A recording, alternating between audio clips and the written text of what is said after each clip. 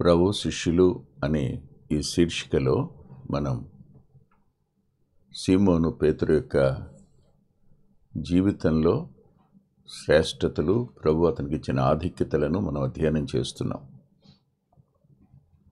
3 ప్రత్యేకమైన విషయాలు ఆంతరంగ శిష్యులైన పేతురు, యాకోబు, యోహాన్లకు ఆయన తెలియచేయడం జరిగింది. అందులో మొదటిగా ఆయన జీవన్ మరణాలు తన చేతిలో ఉన్నాయని చెప్పడం కోసం ఆ సమాజ మందిరపు అధికారి కుమార్తెను బ్రతికించడం దగ్గర ఈ ముగ్గురిని లోపలికి వెంట పెట్టుకుని వెళ్ళాడు ఆయన. అది మార్కు సువార్త 5:37, 36, 37లో జరిగిన సందర్భం. తిరిగి రెండవదిగా మార్కు సువార్త 9వ అధ్యాయం 2వ వచనంలో ఆయన రూపాంతరపు అనుభవాన్ని, మరణాంతర జీవితాన్ని కూడా వాళ్ళకు చూపించటం జరిగింది. ఎవరైతే చనిపోయి సమాధి చేయబడ్డారో, ఎవరు ఆరోహణం అయ్యారో, ఈ రెండంతల మానవ జాతికి చిహ్నంగా మోషే, ఏలియాలను ఆ పర్వతం మీద సజీవులుగా చూశాడు ఆయన. చూశారు, ఈ ముగ్గురు చూశారు. ఈ విషయాలన్నీ మార్కుకు పేతురు చెప్పటం జరిగి ఉంటుందని వేదాంతులు అంటారు. దానికి ఆధారాలు కూడా బైబిల్లో ఉన్నాయి. బర్నబా, పౌళ్ళ దగ్గర నుంచి మార్కు వెళ్ళిన తరువాత అతడు పేతురు దగ్గర ఉన్నట్టు పేతురు పత్రికలో రాసింది. ఆ మీదట తిరిగి మరలా పౌలు దగ్గరికి రావడం జరిగింది. ఆడు తరువాత ఈ సువార్త మార్కు గారు రాశారు. ముగ్గురు అంతరింక శిష్యుల్లో మొదటివాడు పేతురు, రెండవవాడు యాకోబు, మూడవవాడు యోహాను. ఈ ముగ్గురినే వెంట పెట్టుకుని వెళ్ళడానికి గల కారణం ఏమిటి అంటే ఎదిమిద్దంగా మనం ఏం చెప్పలేం. కృపలో ఉన్న ఆధిక్యత అంతే. ఆయన ఈ ముగ్గురిని మాత్రం వెంట పెట్టుకుని వెళ్ళడానికి మనకు తోచిన ఆలోచన చెప్పుకోవచ్చు. పేతురు 2 పత్రికలు రాయడం, యోహాను గారు ఒక సువార్త, 3 పత్రికలు, ప్రకటన గ్రంథం రాయడం వారికి ఆయన ఇచ్చిన భవిష్యత్ పనిని బట్టి వారికి ఆధిక్యతలు ఇచ్చి ఉంటారని నా ఆలోచన.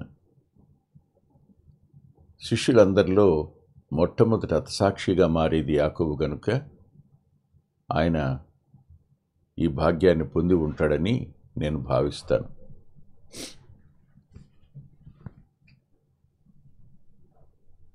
మూడవదిగా మనం మార్కు సువార్త 14వ అధ్యాయం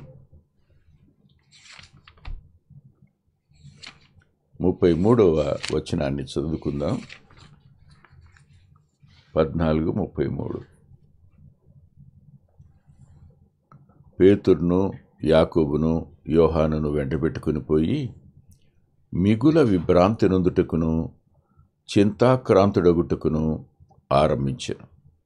అప్పుడు ఆయన, నా ప్రాణము మరణముగునంతగా దుఃఖములో మునిగి ఉన్నది, మీరిక్కడ ఉండి మెలకుగా ఉండుడని వారితో చెప్పి కొంత దూరము సాగిపోయి నేల మీద పడి సాధ్యమైతే ఆ గడియ తన యొద్ద నుండి తొలగిపోవాలని ప్రార్థించుచు, నాయనా తండ్రి, నీకు సమస్తము సాధ్యము, ఈ గిన్నె నా ఎదురు నుండి తొలగించుము, అయినను నా ఇష్ట ప్రకారము కాదు, నీ ఇష్ట ప్రకారమే కానిమ్ము అనెను. ఈ వచనాలను మనం అధ్యయనం చేయడానికి ముందు చిన్న ప్రార్థన చేసుకుందాం. ప్రేమగల తండ్రి, మీ అపారమైన వాత్సల్యతను బట్టి లేఖనంలో మీరు మాకు అనుగ్రహించిన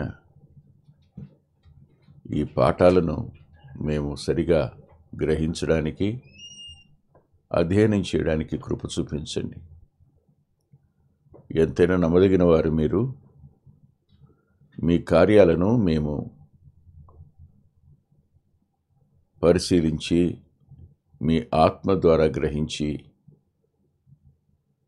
మీరు మా కొరకు పడిన వేదనను జ్ఞాపకం చేసుకుని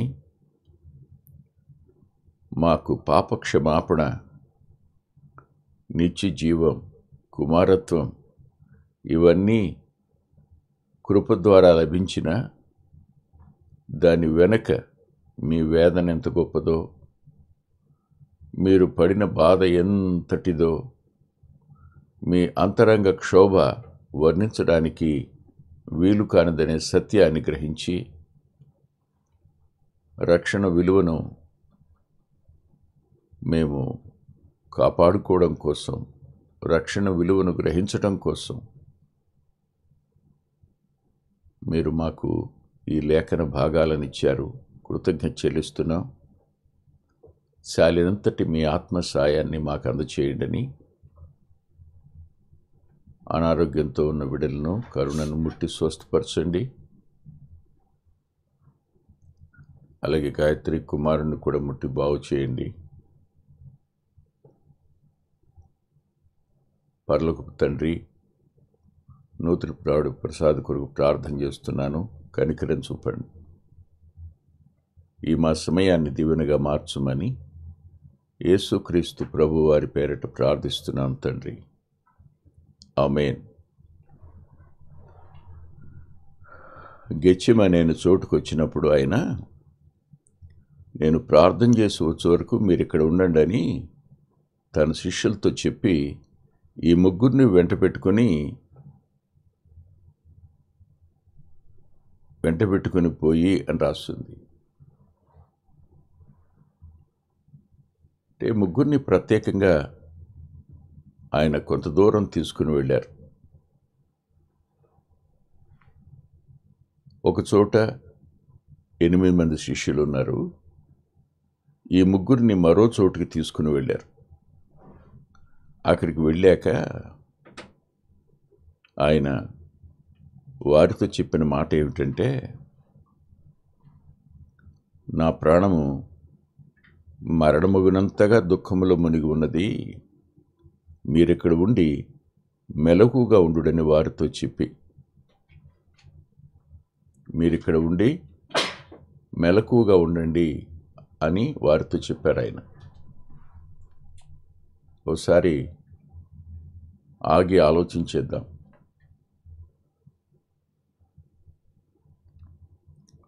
ప్రభు వీరి ముగ్గురిని కొంత సమీపానికి తీసుకుని వెళ్ళారు.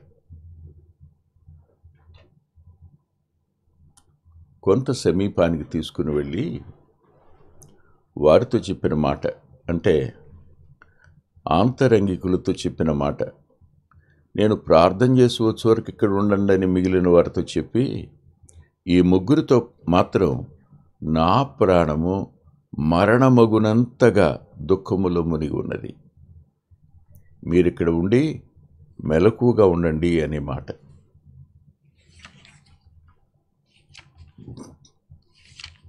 వాస్తవానికి ప్రభు శిలువ మీద పడిన వేదనను మనం జ్ఞాపకం చేసుకుంటాము. అయితే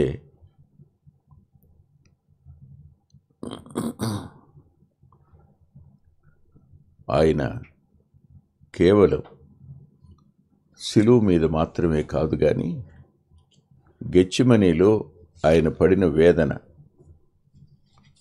ఆయన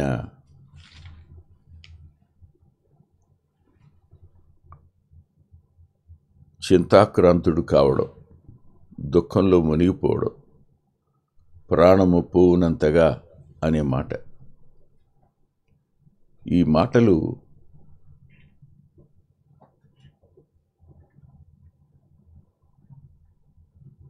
ఆశ్చర్యం, మన ఊహకు అందని విషయం.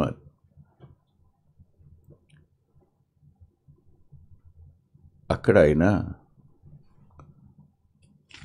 ప్రార్థన చేసిన విషయాన్ని భక్తుడైన మత్తయి గారు 26వ అధ్యాయంలో రాస్తూ,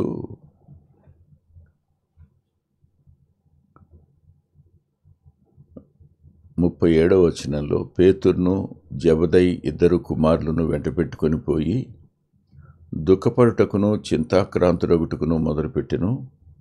అప్పుడు యేసు, మరణముగనంతగా నా ప్రాణము బహు దుఃఖములో మునిగి ఉన్నది, మీరు ఇక్కడ నిలిచి నాతో కూడా మెలకువగా నుండుడని వారితో చెప్పి ఆయన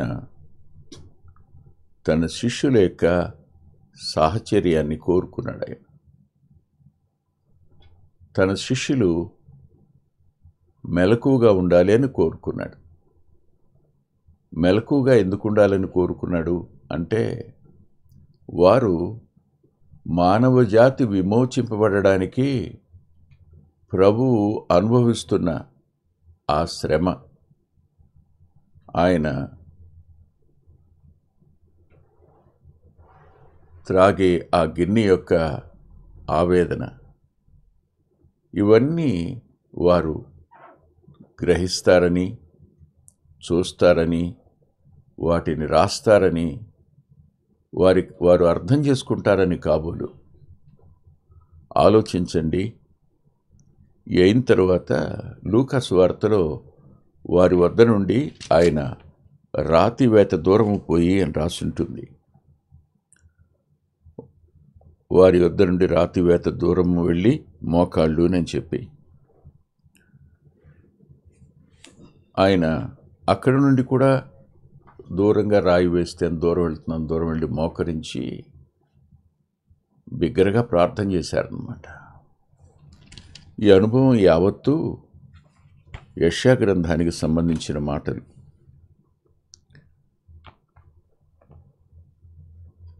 52వ అధ్యాయం 13-14 వచనంలో, ఆలకించుడి, నా సేవకుడు వివేకముగా ప్రవర్తించును, అతడు హెచ్చింపబడి ప్రసిద్ధుడై మహాఘనుడుగా ఎంచబడును అని 14వ వచనంలో ఒక మాట రాశాడు.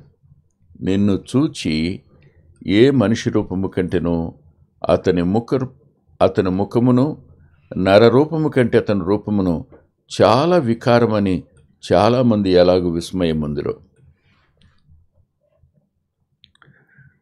ఆశ్చర్యం ఏమిటంటే, దుఃఖం కలిగించే సంగతి. ఎవరిని గురించి సంఘవధువు నా ప్రియుడు 10,000లో అతి శ్రేష్ఠుడు అని చెప్పిందో, ఆ సంఘ వధువును సంపాదించుకోవడం కోసం ఆయన తాను పడుతున్న వేదన, మానవ పాప క్షమాపణ నిమిత్తమే కాదు సుమా, ఆయన పాపాలకు చెల్లిస్తున్న మూల్యం,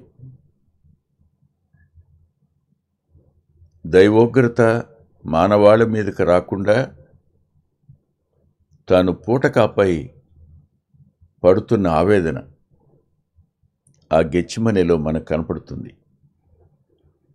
ఈ విషయాన్ని ప్రవక్త అయిన యెషయా 53వ అధ్యాయంలో రాస్తూ,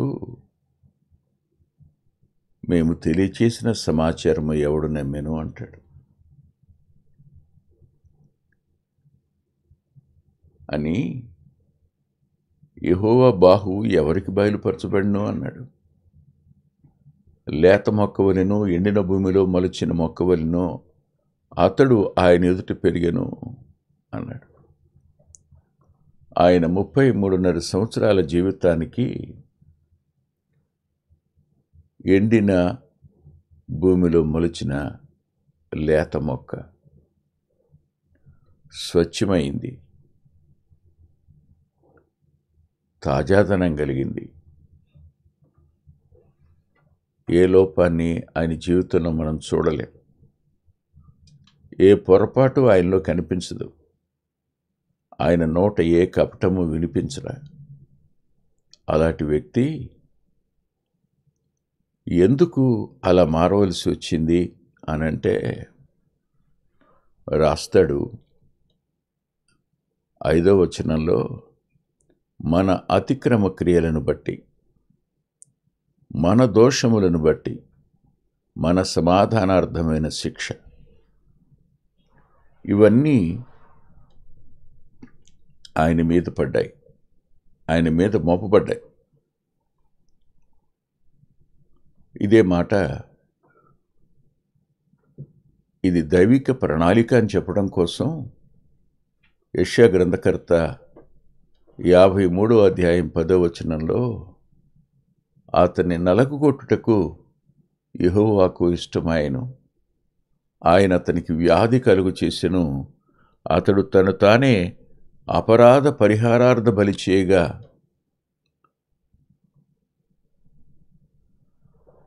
సమాధానార్థమైన శిక్ష మాత్రమే కాదు, అపరాధ పరిహారార్థ బలి ఆయన ఏ లోపం లేకపోయినా, ఏ పాపం లేనివాడైనా 12వ వచనంలో రాస్తాడు, మరణము పొందునంతగా అతడు తన ప్రాణమును ధారపోసెను.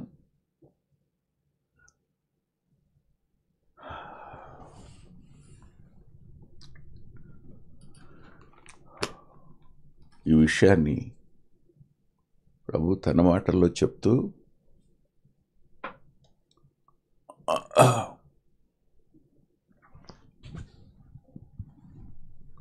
నా ప్రాణము మరణమగునంతగా దుఃఖములో మునిగి ఉన్నది. పరిశుద్ధుడు పాపంగా మార్చబడడం, ఆశీర్వాద కారకుడు శాపంగా మార్చబడడం, ఏ లోపము లేనివాడు, ఏ నేరము చేయనివాడు అక్రమకారుల్లో ఒకనిగా ఎంచబడడం, మానవులందరి పాపాల కొరకు ఆయన ఆ పాప భారాన్ని మోయడం, భరించడం, ఇది ఊహకందని సంగతి. ఇప్పుడు నేను ముందు చెప్పుకున్న 2 సంగతులకు ఈ విషయాన్ని జోడించడానికి ఇష్టపడుతున్నా. ఆయన ఈ రీతిగా శ్రమ పడకుండా ఉండి ఉంటే,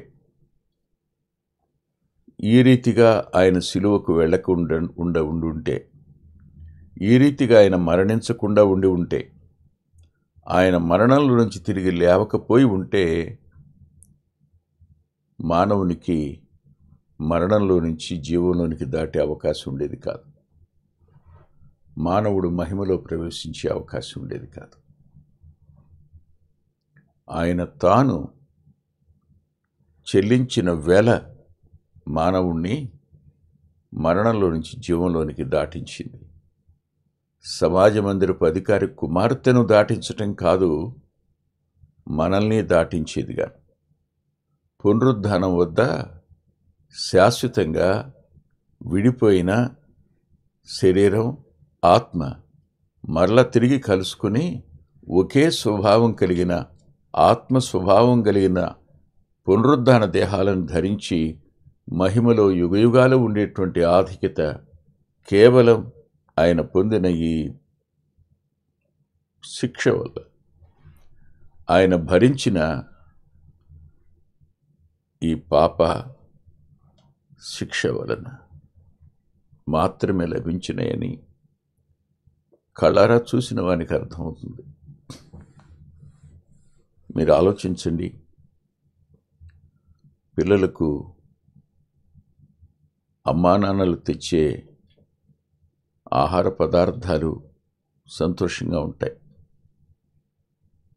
వారు కొనిపెట్టే బట్టలు సంతోషంగా ఉంటాయి, వారు కొనే సైకిలు, వారు కొనే ఆట వస్తువులు ఆనందంగా ఉంటాయి. కానీ ఆ ధన సంపాదన కోసం వారు పడుతున్న ప్రయాస పిల్లలు చూస్తే, ఒక జాలరి రాత్రనక పగలనక ఆ నీటి ఒడ్డున దిగి అతను పడిన ప్రయాస,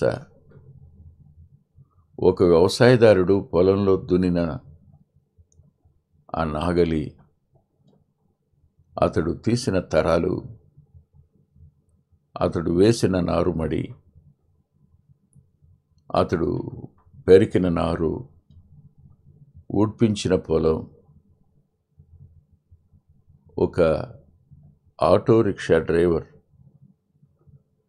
తన పిల్లల కోసం పడుతున్న ప్రయాస,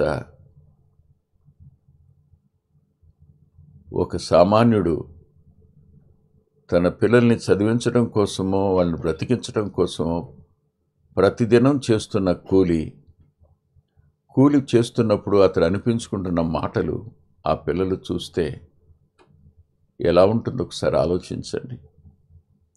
ఈ దినాన్న కృప ద్వారా రక్షించబడ్డాం, వాస్తవమే. కానీ దానికి చెల్లించబడిన వెల ఎంత? చాలా సంవత్సరాల క్రిందట ఒక భక్తుడు మాట్లాడుతూ, బహుశా జేడి మ్యాథ్యూస్ అనుకుంటున్నాను, ఆయన హైదరాబాద్కి సంబంధించిన ఆయన గారు ఒక మాట అన్నారు. సర్వసత్య సహవాసానికి చెందినవారు ఆయన.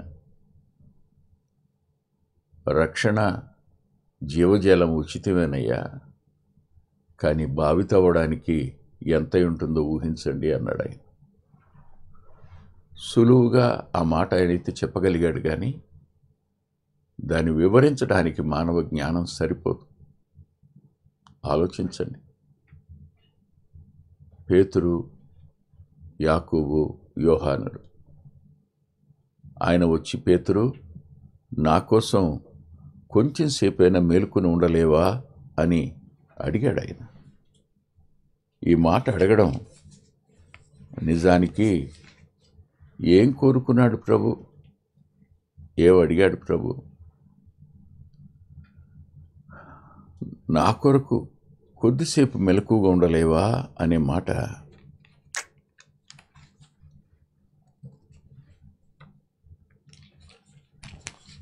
ప్రభు కూడా తన శిష్యుల సహవాసాన్ని కోరినవాడుగా కనిపిస్తాడు.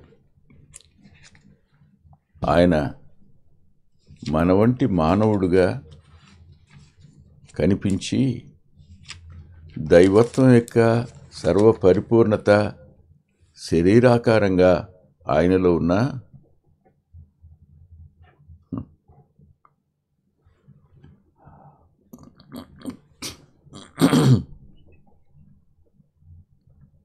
ఒక్క గడి అయినా నాతో కూడా మేలుకుని ఉండలేరా అని ఈ ముగ్గురిని ఆయన అడిగాడు. మత్తయి సువార్త 26వ అధ్యాయం 40వ వచనంలో. అంటే ఆ ముగ్గురు యొక్క సహవాసాన్ని ఆయన కోరుకున్నాడు. ఆ ముగ్గురు తనతో ప్రార్థిస్తారని, తన వేదన చూసి మోకరిస్తారనేది ఆయన ఆలోచన కాబోలు. అయినా ఆయన పొందిన శ్రమను మనం పొందలేం, ఆయన పొందిన సిలువను మనం పొందలేం, ఆయన పొందిన హింసను మనం పొందలేం, ఆయన మన కోసం చెల్లించిన మూల్యాన్ని మనం ఏమాత్రం షేర్ చేసుకోలేం. అయినా సహవాసం ఎంత ప్రాముఖ్యమైందో ఈ మాటల్లో మనం తెలుసుకోవచ్చు. అందులో పేతురుని గురించి మరి ప్రాముఖ్యంగా చెప్తూ, పేతురు, శోధనలో ప్రవేశించకుండా మెలకువగా ఉండి ప్రార్థించయ్యా అన్నాడు. అంటే ఇది అయిన తరువాత పేతురు ఏ రీతిగా శోధనలో చిక్కుకుంటాడో తెలుసు కనుక ఆ మాట ఆయన అన్నాడు. రక్షించబడిన ప్రతి వ్యక్తి జీవితకాలం అంతా శోధనలోనూ అపరాధంలోనూ అపవాదికి చిక్కకుండాను కొనసాగడానికి సహవాసం, ప్రార్థన అనేవి ఎంత ప్రాముఖ్యమైనవో ఈ సందర్భంగా మనం నేర్చుకోవాల్సింది. ఆయన సమాజ మందిరపు అధికారి కుమార్తెను చేయి పట్టుకుని తలితాకుమి అని చెప్పి ఆమెను బ్రతికించారు. అక్కడ ఒకటి నిరూపించారు. మరణం యొక్క తాళపు చెవులు ఆయన వద్ద ఉన్నాయి. మరణ బలం గలవాడిని తన మరణం చేత మరణింపచేసిన వాడుగా ఆయన కనిపిస్తాడు. రెండవదిగా ఆ పర్వతం మీద మోషే ఏలియాలతో కనిపించి ఆయన ఎవరో, మానవ జాతికి ఆయన ఇచ్చే మహిమ ఎలా ఉంటుందో, మరణానంతర జీవితం ఎలా ఉంటుందో స్పష్టంగా వారికి చూపించి, ఈ రెండంతల ఆధిక్యత తన మరణం ద్వారా, తాను పొందిన శ్రమ ద్వారా, తాను అనుభవించిన శిక్ష ద్వారా మాత్రమే జరుగుతాయని శిష్యులకు, మరి ముఖ్యంగా పేతురుకు ఈ సంగతులు చెప్పినట్టు మనకు అర్థమవుతుంది. ఆలోచించండి ఒకసారి. దినాలు గడుస్తున్నాయి, కానీ రక్షణ మసకబారిపోతుంది. దినాలు గడుస్తున్నాయి, మారు మనసు పొందిన దినాన్ని మర్చిపోతున్నాం. అందుకని సహోదరుడు భక్సింగ్ అన్న ఒక మాట అన్నాడు, నేను రక్షించబడిన రోజు, నేను మారు మనసు పొందిన రోజు, ప్రభువుని అంగీకరించిన రోజు ఇప్పటికీ నా కనుల ఎదుట తాజాగానే ఉంది అంటాడు. అంటే ఆయన మరణం, ఆయన పునరుద్ధానం నా నిమిత్తం చెల్లించిన వెల నాకు అర్థమైన రోజు కాదు. నేను పశ్చాత్తాపడిన రోజు, ఆయన నా జీవితంలోనికి ఆహ్వానించిన రోజు, ఆయన కోసం బ్రతుకుతానని తీర్మానం చేసుకున్న రోజు. ఒక క్షణం ఆలోచించి, ఎంత ఆయన శ్రమ పొందితే పాపం కోసం, పాపంతో ఆటలాడి నిత్య నరకాగ్నికి వెళ్ళిపోతారా? ఆయన మన కోసం చెల్లించిన మూల్యాన్ని, ఆయన మన కోసం అందించబోతున్న రక్షణను స్వీకరించడానికి తాత్సారం చేస్తారా? రేపు అని వాయిదా వేస్తారా? ఆలోచించుకోండి. తల్ల వంచండి, ప్రార్థన చేసుకుందాం. ప్రేమగల మా ప్రియ తండ్రి, కృపగలిగిన మా దేవ, ఎంతైనా నమ్మదగిన వారు మీరు. మీ కార్యాలు ఆశ్చర్యాలు అవి మా జ్ఞానానికి అందవు. కానీ మీ కృప ద్వారా ఆ పాప క్షమాపణ, నిత్య జీవం, కుమారత్వం, నీలో పాలిభాగస్థులు కావడం మీరు మాకిచ్చిన మహోన్నతమైన కృపని, మహాకృపని ఒప్పుకుంటూ